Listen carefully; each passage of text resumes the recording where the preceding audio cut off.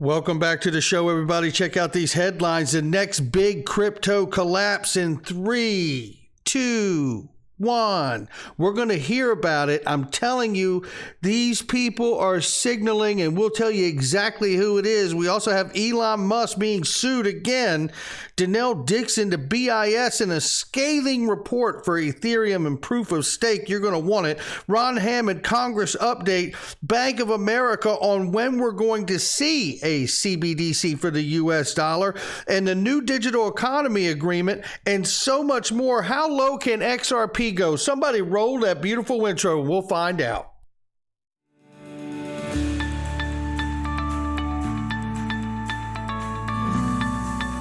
Digital Perspectives with Brad Kimes. Come on in.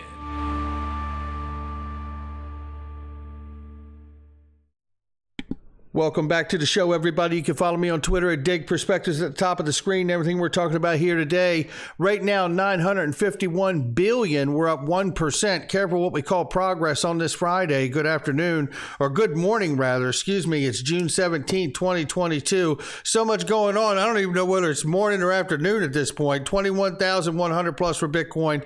1,100 slightly over for Ethereum. XRP at the number 8 spot is 32 cents. Shout out Charles Hoskinson. It is 49 cents for Cardano. A range of price this morning is between 31 cents and 34 cents. We'll keep an eye on it. We are going to get some TA on XRP. Just how low can it go? Well, we're going to look at some fundamental news and technical analysis before we get out of here. You guys know I love gold. And here we see the head of the biggest gold producer isn't about to join bullion bugs in predicting a big price rally, but he does see a higher floor forming under the market. So he sees it going up, but not like in a bull run, right? So then we see this. This is certainly a catalyst for all of that. Ray Dalio's Bridgewater Associates has emerged as the biggest short seller of European stocks. This, ladies and gentlemen, is the rubber meeting the road. It's only going to go and get worse from here globally when you see people getting rid of these positions like this. This is why I am hedging not only inflation that is happening in the world, which is only going to get worse, apparently, to the news we just looked at, and I'm using Glint Pay to do that. Buy, send, save, and spend your gold, your US dollars, however you like to do it. You can put your dollars on there, convert it to gold, and that's exactly what I've been doing. And it's physically allocated gold to you, and I love being a customer as well as working with them. Check the link underneath of the video. Take a look at this. Well, of course they are. The SEC only sues entities they can make lots of money off of, right? And wrong. Regulatory clarity have nothing to do with it, and it really doesn't. Elon Musk, SpaceX, Tesla are being sued for $258 billion claims they are part of a racketeering scheme to back Dogecoin. And I tell you, look, I mean, at this day and age, no matter who it is, and let's take a look at this really quickly here. I just want to go into this article very quick for 1 second here. I just want to break this open. So let's see if it'll give me the whole article here. Sometimes they block me out. We're sued, claims of racketeering charges, cryptocurrency as Keith John is an American citizen who were defrauded out of money. Okay, so it's not the SEC. Correction on it this time. My mistake on that. It is a person or persons that are trying to sue him. But here's what the deal is for me. Look, if Elon Musk is going to lose and be sued in this case, then guess who else needs to be sued? Mike Novogratz over ETHgate and Luna. Shouldn't it be? Where's the investigations from the SEC on the matter? Where is that investigation? Where is the public disclosures to Ethereum investors, the disguised whales? Why is there such an inconsistency from an agency like the SEC? I think these are questions that are not currently under any kind of I can't answer disclaimer because there's an ongoing trial. There's no cases based around those questions. Let's have Gary Gensler answer those questions. Speaking of questions, who's the expert here? Jack Mallers, who created Strike and the Lightning Network here to make Bitcoin faster for payments. We know, we've seen evidence from CNBC, it is not working well in El Salvador. We also know there's a video out here where there was a person who tried many, many times in a YouTube video to do a transaction and it kept failing. Well, Sam Bankman-Fried, I believe is his name, from FTX, basically said that it's not a payments network and it can't be used for payments network. Well, Jack Mallers says, careful who the expert is. Listen. Last thing I'll say is it is extremely dangerous that there are people that are engineering themselves to be experts by spending a lot of time and money to be treated as an expert and then can be so factually incorrect. It is extremely dangerous. They are either acting maliciously or they are severely incompetent, but both carry the severe risk of disinformation that is tremendously dangerous, and human resource costs are extremely high with attitude and behavior like that. So that's what I got to say about that. It's just plain speak wrong. Okay. Well, this expert, Jack Mallers, is sitting in a walk-in closet with nothing in it but him. Now, it doesn't not make him an expert, but I'll tell you, we know for a fact, we have seen someone go to El Salvador and not only get hit with a charge and did not get their items, but waited over 2 hours for a transaction to go through and still nothing, right? So I think there needs to be some levity to all of this. One thing we do understand is that proof of work, whether it's Bitcoin or some other token, is not necessary to run a blockchain, period, full stop. I'll let you sort it out from there. Looking at this right here, this is what real partnerships look like. Shout out to Digital Asset Investors. Says SEC allowed Ripple to work with MoneyGram. SEC sues Ripple so MoneyGram can't work with them. Stellar, almost the same tech, but can work with MoneyGram and doesn't get sued by the SEC. Stellar and CirclePay work together now, as well as USD Coin is also on the XRP ledger as well. I was bored at night, but not last night. You damn right. Yeah, I'm right there with you. Take a listen to this. It's good news from Danelle Dixon on Stellar Network. Yeah, it's so exciting. I've been working on this with MoneyGram for a really long time. MoneyGram is offering a service that is really going to be that bridge between crypto and fiat, or crypto and cash to crypto. And it's live today. And it's so exciting that they were actually able to bring this to all those people out there that have never had this kind of access. So we're launching today in the United States, Canada, Philippines, and Kenya. And the on-ramp is a cash to crypto on-ramp in these 4 geographies, but also the crypto to cash off-ramp. So being able to do this is going to be, it's just phenomenal. And I just feel like it's such a huge opportunity to be able to leverage the kind of utility that we see in blockchain and to bring that to everyone so that we can actually allow these local developers to be able to create these awesome tools for folks using stablecoins and other assets. Geez, you have to wonder, when you hear that, and that's fantastic news. Shout out to Danelle, shout out to Stellar. And honestly, I think XRP is going to have its day very soon in the near term as well. And I believe that was a nice litmus test for regulators to see a real live application of what XRP could do before being sued, by the way. But, this to me is what real use case looks like. Right? When you get together with a legacy company, a conventional company that's been out here in the market that says, you know what, using your asset, I can not only open up the ability for people to be able to convert from crypto to cash, but they could save money in order to do it. Now you have to wonder, how come MoneyGram didn't go with Bitcoin and Jack Mallers on that deal? Looking right here, the BIS says we got this one figured out here. They're talking about miners and intermediaries. And they're talking about miner extractable value, known as MEV, M-E-V. Well, let me just show you this. I'm not going to read you the whole 8 pages, but it is a scathing 8 pages about how we have figured out that Ethereum is letting the miners control the network here. Yeah.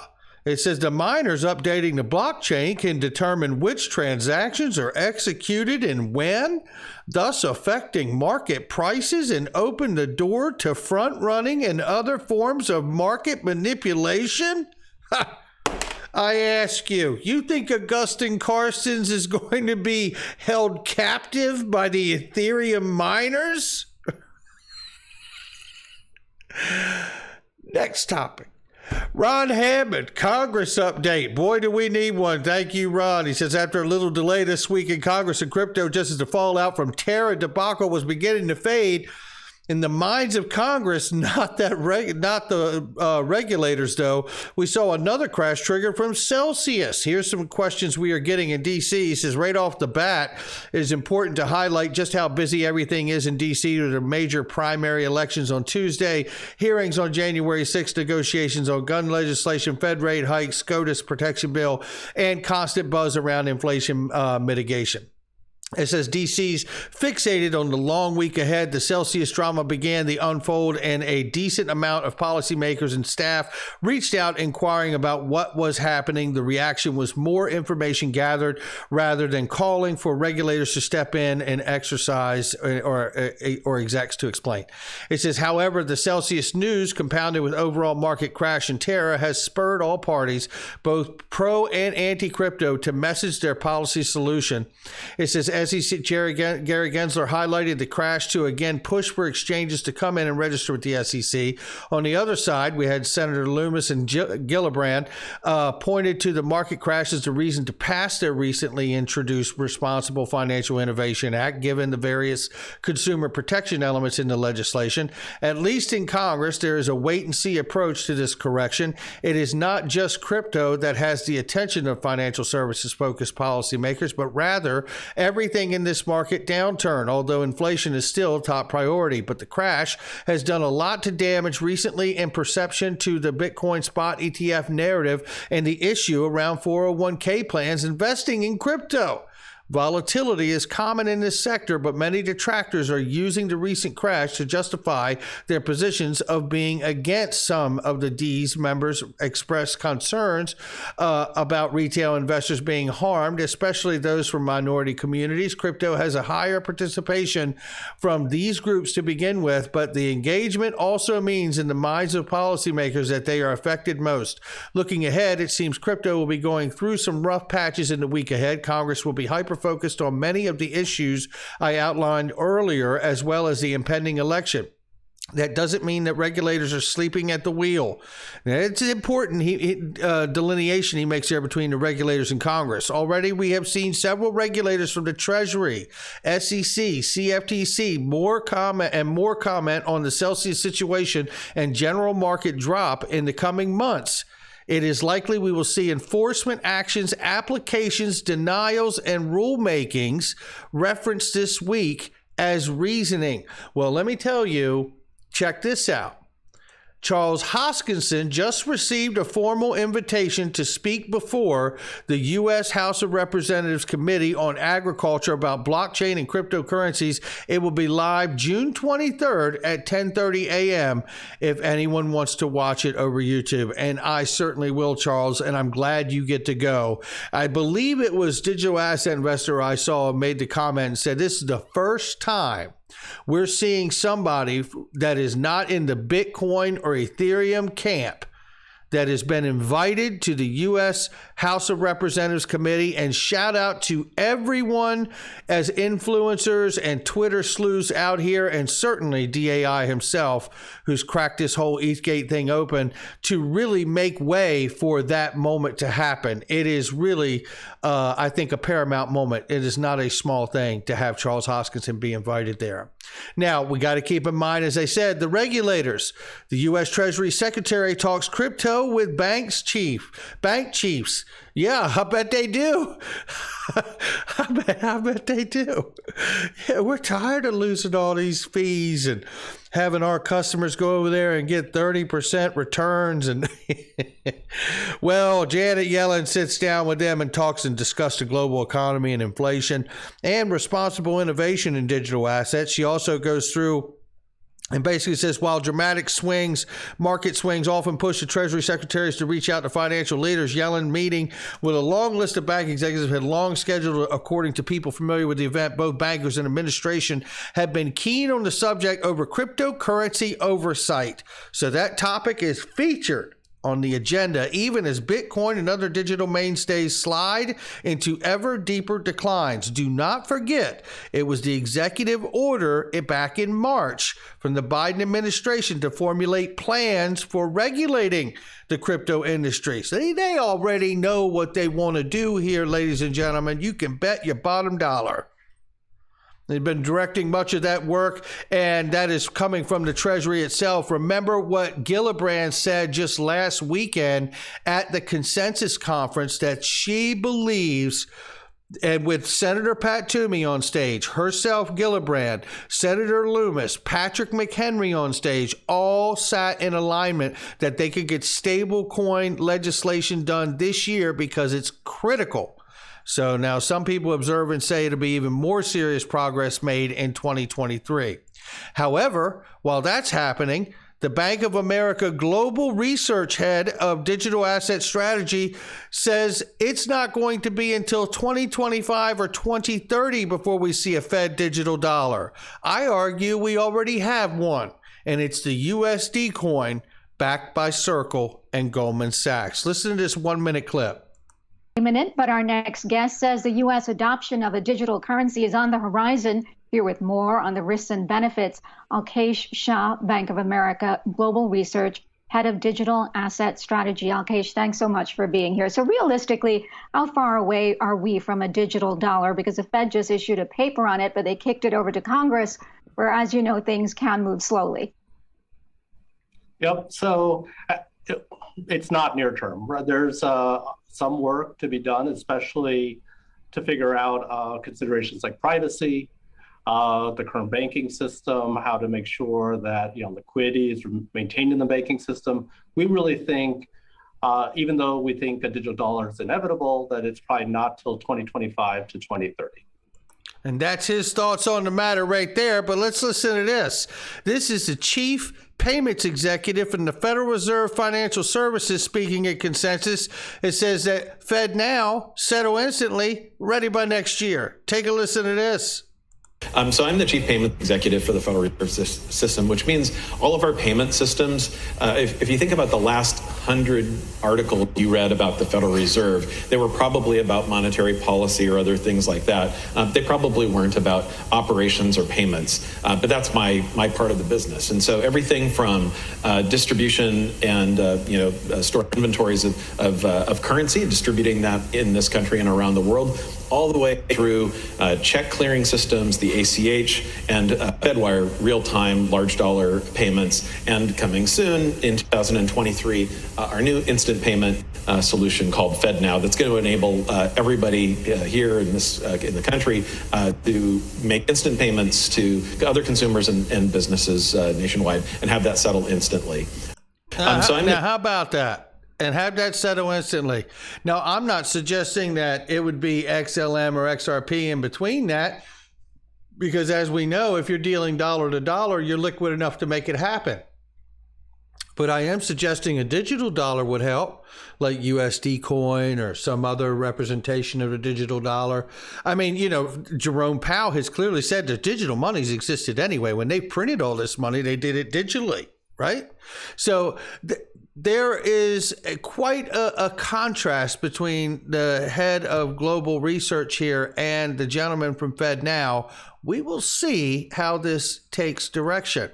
And there's more direction being taken here. This is new digital economy agreement. Listen to this 1-minute clip of what's going on around the world. A boost for digital trade as well as data flows between Singapore and the UK. A bilateral digital economy agreement, or UKSDEA, comes into force today. Now, the UKSDEA was signed earlier this year. It is Singapore's first such agreement with a European country, and the first ever for the UK. Businesses stand to benefit from paperless trading and seamless data flows. The agreement also provides greater online protection for consumers and secure cross-border payments. This agreement will make it much easier to operate in and across both markets, as the need to navigate different rules and standards is significantly reduced. So we'll hope you build on this new digital network and use the networks that we've built to scale.